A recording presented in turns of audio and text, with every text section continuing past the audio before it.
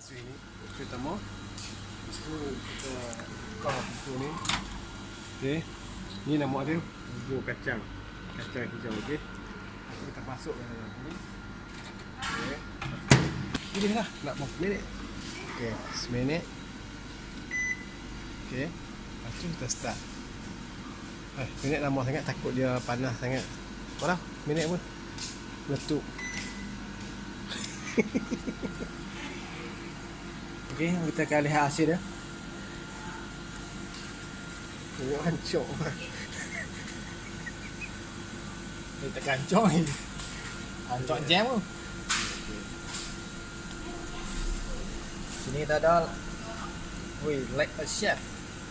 Quick and easy. Very fast. Ini je nama Panasonic. I buy Maggi cup. So very. Wow, so much money ya. Ya, ada lagi 20 second. So dia kebabu. Alright.